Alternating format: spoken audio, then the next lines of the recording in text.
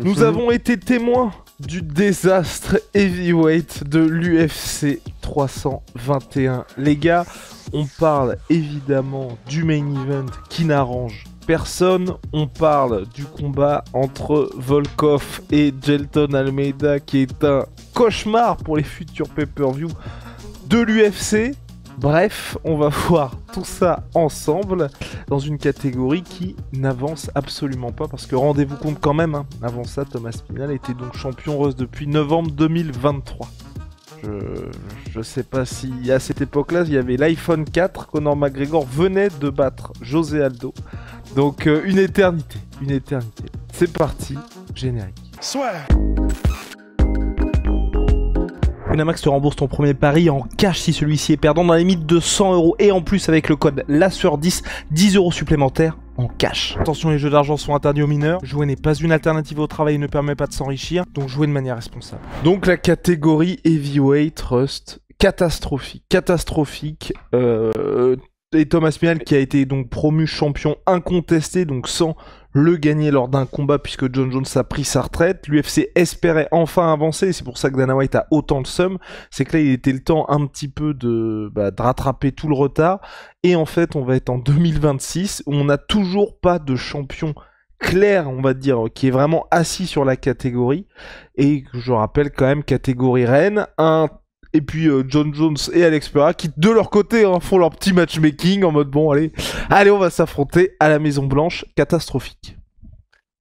Et en fait ce qui est terrible c'est que ce qui donne presque l'impression qu'elle est un peu maudite cette catégorie là depuis plusieurs décennies, c'est que Ngannou, l'histoire, l'affaire, le désastre Ngannou, c'était il n'y a pas si longtemps aussi, où l'UFC a quand même vu pour la première fois de son histoire, mais c'est même pas qu'un champion poids lourd, c'est un champion tout court, être libéré de l'organisation alors qu'il est le champion régnant incontesté parce que problème contractuel, parce que problème où ils n'arrivent pas à s'entendre sur les négociations, sur les contrats, sur ce qu'ils veulent l'un et l'autre, etc. Donc c'est quand même fou de se dire que on a eu les Brock Lesnar qui était leur plus grosse star poids lourd qui a fini par être dans des prises, dans des sables mouvants, de dopage, de machin avec Mark Hunt, ce qui leur a coûté des gros problèmes.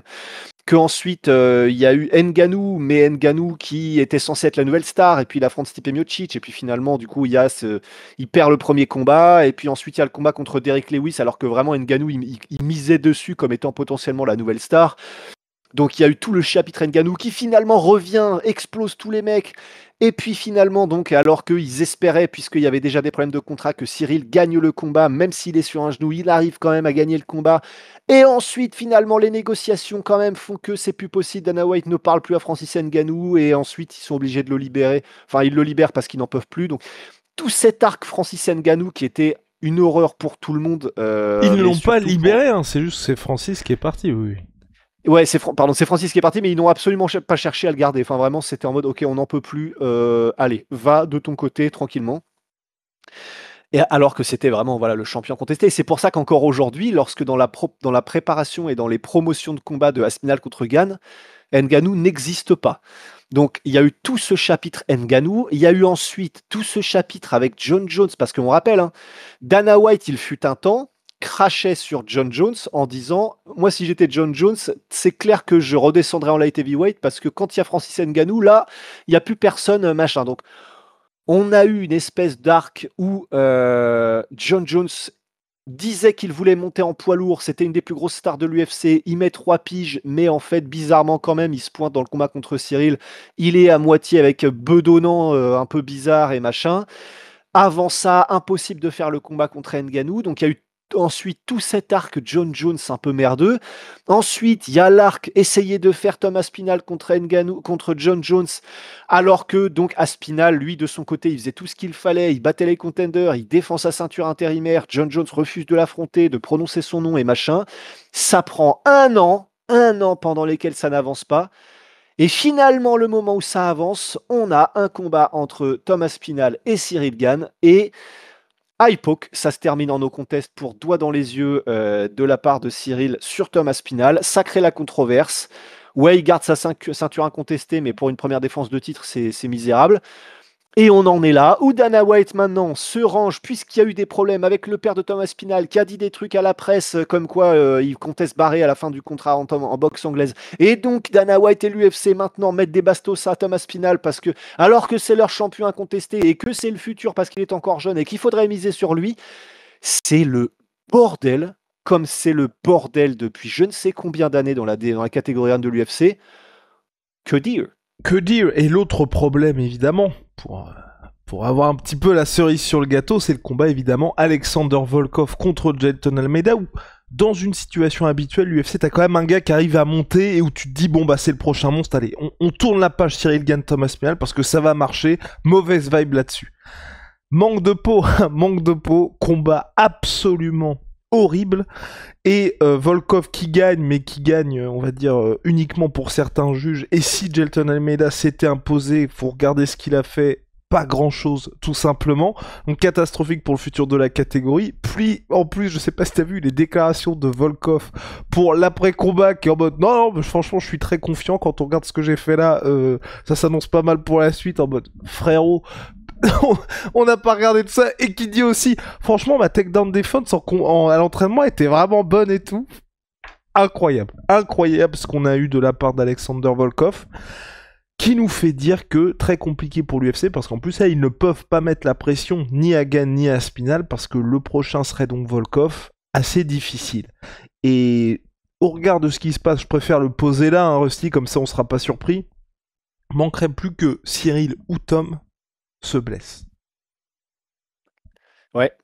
Ah bah là, de toute façon, vu la série sur laquelle on est parti, là, vu la loi de Murphy personnifiée sur laquelle on est parti, attendons nous-y. Parce que là, en fait, de toute façon, maintenant, on y est habitué. Ça ne peut pas bien se passer, en fait, dans cette catégorie poids lourd. C'est pas possible. Il y a eu un moment donné avec Stipe Miocic, quand même, une espèce de... C'était bien, et encore, on dit c'était bien. Ils ont été obligés de faire 3 fois le combat contre Cormier, tellement il se passait pas grand-chose. Donc là, ouais, effectivement, en fait, pour Cyril Thomas Spinal, l'avantage qu'a l'UFC, en fait, c'est, mais donc, comme tu dis, c'est presque trop beau. C'est qu'il n'y avait pas un énorme, buzz dans le combat Aspinal-Cyril. C'était bien, et les Anglais étaient contents, les Français étaient contents, mais il n'y avait pas un énorme buzz. Là, au moins, ça crée un scénario et ça crée du divertissement extra-sportif pour le combat qui va donc probablement avoir lieu, le rematch, qui est intéressant et qui va faire que ça va faire énormément parler. Là, on le voit, que ce soit dans le sens des gens qui disent que Thomas Spinal est une lopette, il a abandonné, ou que ce soit les gens qui disent mais les gars, vous êtes des malades, c'est Cyril qui a mis le high poke et encore heureux qu'il arrête parce qu'il voyait rien. Mais tout le monde, enfin, c'est extrêmement polarisant et ça fait parler dans tous les sens.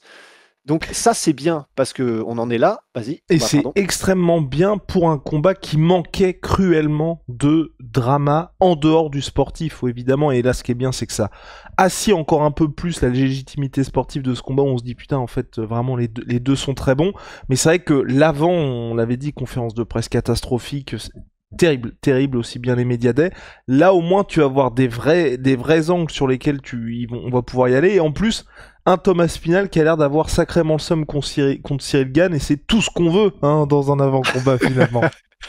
Bah ouais, c'est ça, disons que c'est clair que ça rend les choses un peu plus pimentées, parce que voilà, Thomas Spinal, on l'a vu là, il a sorti sa vidéo sur sa chaîne YouTube sur les coulisses de ce qui s'est passé dans la nuit de samedi à dimanche. On le voit à l'hôpital, on le voit faire les tests, on le voit, on voit vraiment son attitude et son seum tout au long de la nuit, où il montre à son père en mode mais putain, mais t'as vu quand même les doigts qui m'a rentré dans l'œil, cette espèce de bâtard. Enfin, il dit pas l'espèce de bâtard, mais en gros, il dit lorsqu'il passe devant Daniel Cormier, on l'entend dire, donc Daniel Cormier lui demande, mais du coup, on avait l'impression que c'était ton œil gauche le pire parce que la phalange était rentrée, et Thomas Spinal lui dit, non mais mec, les deux étaient horribles, enfin les deux m'ont explosé l'œil. Et on entend Thomas Spinal dire, mais what the fuck is he doing? En parlant de Cyril, mais à quoi il joue, putain? Parce qu'il dit qu'en gros, il explique, et pour le coup, on le voit effectivement à l'image, mais que même plus tôt dans le combat, Cyril avait déjà mis un petit peu les doigts dans les yeux lors de la tentative de takedown, notamment de Thomas Spinal. Et en gros, on a un Thomas Spinal qui est dégoûté, qui est en mode putain, et il le dit encore une fois, ça mot à mot, tout ça pour ça. Tout cet entraînement pour ça. À quoi est-ce que joue Cyril, putain? Tout cet entraînement pour ça. Il avait été prévenu déjà avant le high poke final. À quoi il joue? Et ça, on sait que Thomas Pinal est un bon gars et Cyril aussi est un bon gars. Le high poke, les high pokes, c'est la manière de défendre de Cyril. Ça reste la faute de Cyril. Je pense que c'est involontaire. Je crois que tu étais d'accord. Mais voilà, c'est quand même la faute de Cyril et on peut comprendre que Thomas Pinal soit vénère. Et pour le coup, là, pour la revanche, là, on avait l'impression que Thomas Pinal, lui, il était un petit peu... Ouais, c'est ça. Thomas Pinal, lui, il était content d'être là. Il faisait son truc. Il avait rien de spécial contre Cyril, machin. On sentait que Cyril, lui, il avait vraiment un peu... Il avait Thomas Pinal dans le nez et on le voyait dans les face-à-face. C'était pas le Cyril qui fait les cœurs de d'habitude. Là, les deux seront bien. Les deux seront chauds, je pense. Ah oui, là. non, mais ça va être super. Et puis même au-delà de ça, au-delà du truc personnel, je pense que pour Thomas Pinal aussi, ce qui change, c'est que là, pour beaucoup de gens, il a cette image du mec qui a abandonné. Et cette image du mec qui a abandonné, il passe instantanément du gars où tout le monde était derrière lui malgré sa promotion pour champion, là où il nous a fait croire qu'il allait annoncer le combat contre John Jones. Tout le monde était derrière lui, tout le monde était c'est John Jones qui t'esquive, nanana. Ah, tu nous as gâché un pay-per-view. Tu as abandonné parce que le combat ne se passait pas comme tu espérais qu'il se passe. Et tout ça, du fait de Cyril Gane. Donc c'est... Oui. Parfait. Là, il va en avoir énorme, monstrueux, titanesque sur la patate, là, le gars de Thomas Pinal. Et c'est vrai que effectivement, c'est incroyable la vitesse à laquelle ça va quand même. Mais ça va très vite aller de l'autre côté, hein, c'est-à-dire que en fait, la raison pour laquelle là, John Jones continue d'avoir autant de fans et pour lesquels là, c'est tellement incroyable de voir la ruée, le retour des fans par milliers, centaines de milliers de John Jones en mode et c'est de ça dont John Jones était censé avoir peur. Mais c'est ce qui fait aussi le sel du truc. Moi, je trouve ça, mais c'est extraordinaire tellement je trouve que c'est de la mauvaise foi, mais à la mort.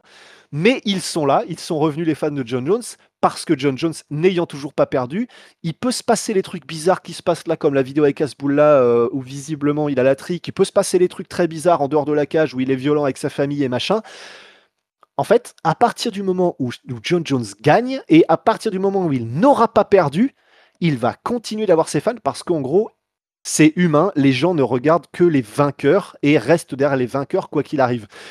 Thomas Pinal, là, parce que c'est à cause de Thomas Pinal, gros guillemets de bâtard, que le combat s'est arrêté parce qu'il n'a pas pu continuer tout simplement. Les gens, une grosse partie se retournent vers lui, enfin contre lui, pardon. Vous inquiétez pas que si jamais dans le rematch Thomas Pinal démonte Cyril en 2 minutes, bizarrement tout le monde va revenir derrière lui. Hein. C'est vraiment comme ça que ça marche. Et d'ailleurs, donc John Jones, qui est avec Thomas Pinal et Cyril Gane, le seul donc à avoir eu un no contest dans un combat pour le titre, mais c'était après le combat puisqu'il avait mis KO Daniel Cormier et qu'il avait été contrôlé positif. Oui, on n'a pas parlé de trucs de dopage. Oui, évidemment, n'en parlons pas. Donc bref, ça fait évidemment pas les affaires de la catégorie heavyweight et surtout, bon bah là on sait, hein, à court terme, on va avoir la revanche entre Thomas Pinal et Cyril Gane, qui est le combat à faire et qui est, je pense, qui sera beaucoup plus suivi et là on sera dans des conditions où tout le monde va regarder ça et tout le monde va être hypé. La question qui se pose vraiment, et c'est pour ça que pour moi le désastre se poursuit, c'est la suite après ce combat-là. Parce qu'après ce combat, qu'est-ce que tu fais ? Parce que pour le coup, Volkov, tu le fais affronter qui ? Parce que pour moi, là, il n'y a rien qui justifie un nouveau title shot. Tu vas pas faire Volkov contre Curtis Blades volume 2, parce que tu sais ce qui va se passer. Tu sais aussi ce qui se passe quand Curtis Blades, il a l'occasion de passer un step un peu plus important. Ou alors, tu pries pour que là, Ante Delija, donc ce week-end, gagne, et tu fais Ante Delija contre Volkov. Mais, il faut que Thomas Pinal perde contre Cyril Gane. Sinon, tu n'as pas Delija contre Aspinal puisqu'ils sont partenaires d'entraînement et que Thomas Pinal a dit je n'affronterai pas Ante Delija, ce qui a participé à la mauvaise humeur de Dana White. Donc, vous voyez un petit peu la merde dans laquelle on est là ? Et tout ça sur fond de Derek Lewis qui est toujours 8e mondial. Est-ce que c'est quand même pas magnifique ? Ah non, mais c'est terrible parce que je m'étais aussi noté, Rusty, il y avait, oui, c'est ça. En l'espace d'un an et demi, là, on a quand même eu donc Bouchécha qui s'est pris un stop de l'espace pour son premier combat, donc qui arrive quand même en fanfare, Bouchécha, très très grand nom du JJB. Robelis de Spain qui s'est fait fraud check et qui depuis est à karaté combat. L'ancien dopé Rizvan Kuniev qui prend et perd Curtis Blades lors de son premier combat, et malgré ça, et 15e. Il était 15e juste après, je pense qu'ils l'ont dégagé du top 15 là, mais il était 15e juste après sa défaite contre Curtis Blades. Donc c'est pas comme si le 109 était pas mal. Et puis on a Walker qui a enchaîné un quatrième heel hook de suite. Je ne pense pas qu'il sera champion non plus. Là, c'est juste que ça fait une bonne petite histoire sur laquelle surfer en ce moment. Oui, c'est ça. Et puis, bah, en fait, c'est vraiment très bien qu'il fasse ça. Ça fait plaisir. Walter Walker, qui est d'ailleurs le frère de Johnny Walker, on rappelle. Mais Walter Walker, je vais quand même y aller parce que les gars contre les mecs, il a mis les mecs contre les gars contre lesquels il a mis les 4 heel hooks là d'affilée. Walter Walker. Ah non, c'est pas du tout des foudres de guerre. C'est pas du tout. Ouais, alors déjà, bien évidemment. Donc là, Walter Walker vient de grimper dans le top 15. Hein. Il est 15e mondial. Peut-être qu'il va gagner une place. Mais Louis Sutherland, Kennedy Nzechukwu, Dantel Mace, Junior Tafa, effectivement, c'est des mecs qui sont pas des foudres de guerre. Ça reste très impressionnant. Et vraiment, ça fait plaisir d'avoir Walter Walker.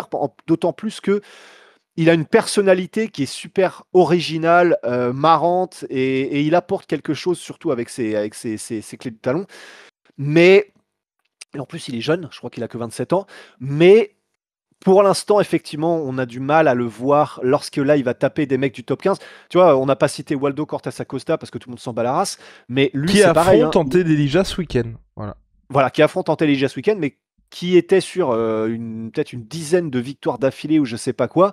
J'en rajoute, pardon. Il est arrivé à l'UFC, il a perdu contre Marcos Rogério Lima, il était sur 1, 2, 3, 4, 5 victoires d'affilée. Je me calme. Mais bon, il a quand même perdu contre Pavlovich le dernier combat, au cours d'un combat qui était, si je me souviens bien, chiant à la mort, hein, je crois. Ouais, complètement. Non, mais c'est pour ça, là, c'est terrible. Donc il n'y a rien. Il n'y a rien, les gars. Rien du tout. Et Shamil Gaziev.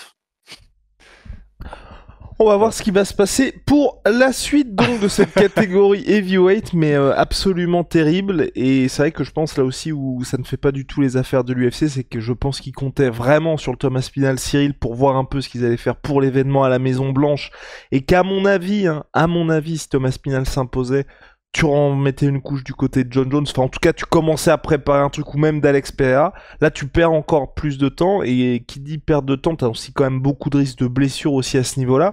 Et c'est vrai que Cyril Thomas Spinal, le mec qui sort, peut-être aura des pépins physiques s'ils font ça en janvier au mieux.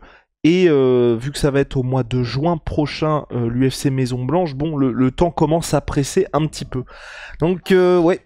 Bah, surtout que là où effectivement Dana White ça a participé au somme, c'est qu'effectivement tout ce que tu viens de dire, c'est-à-dire que là ça leur nique le calendrier. Dana White, Hunter Campbell, l'UFC était probablement en train de prier pour que au moins on ait un champion en fait à la sortie de ça. Je pense que la dernière chose à laquelle ils s'attendaient c'était une égalité ou un no contest. Et effectivement, là, ça ferait quadruplement chier parce que non seulement ils vont être obligés de refaire la revanche là rapidement en début d'année 2026 en espérant que ça puisse passer pour avoir le champion poids lourd de l'UFC qui est sur la carte de l'UFC Maison Blanche. Et tout ça sur fond de, ça voudra dire que là, il restait 3 combats. Donc, si je ne m'abuse, là, le combat contre Cyril, ils vont devoir le refaire et combat à la Maison Blanche qui serait le dernier et ultime, si je calcule bien, combat sur le contrat de Thomas Spinal. Ce qui, d'un côté, il serait un peu, pas obligé, ils sont jamais obligés de quoi que ce soit l'UFC, mais il serait donc très très fortement incité parce qu'il faut quelque chose quand même qui croque sous la dent pour l'UFC Maison Blanche.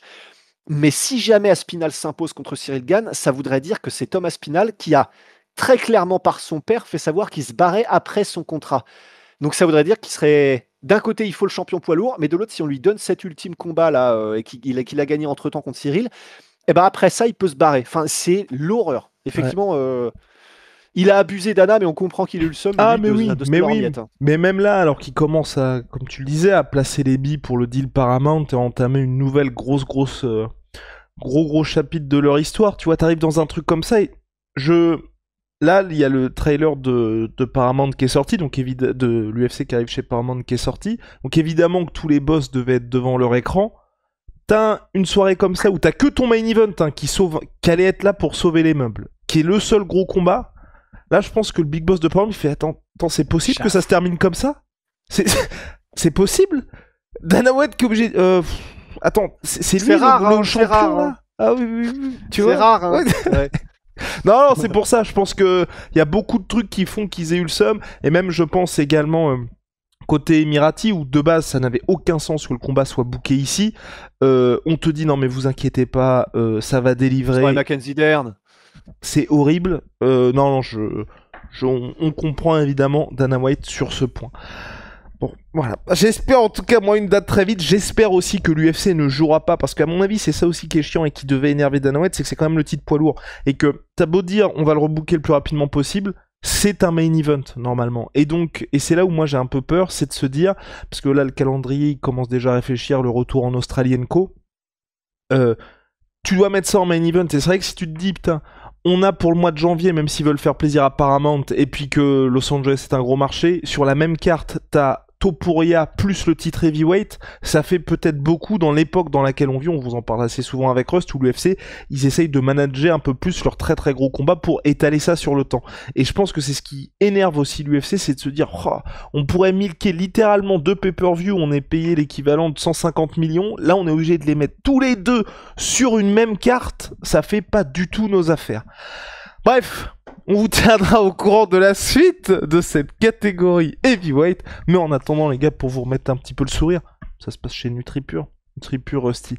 Les bars, c'est un régal. C'est naturel. C'est made in France. C'est bio. Code la sueur. Vous avez moins 10% sur votre première commande et moins 10% cagnoté pour les suivantes. Un régal absolu. Et puis si vous voulez avoir un petit peu de flow, bah, n'hésitez pas, ça se passe chez Wicked One Cocorico, on est en mode oversize avec Big Rusty, voilà. Et puis holy moly, révolution dans les boissons énergisantes, thé glacé, boisson de réhydratation, milkshake et plein de saveurs, là c'est açaï. Code la sueur 5 pour votre première commande, moins 5 € si vous avez déjà commandé chez eux, code la sueur 10, moins 10%, goodbye.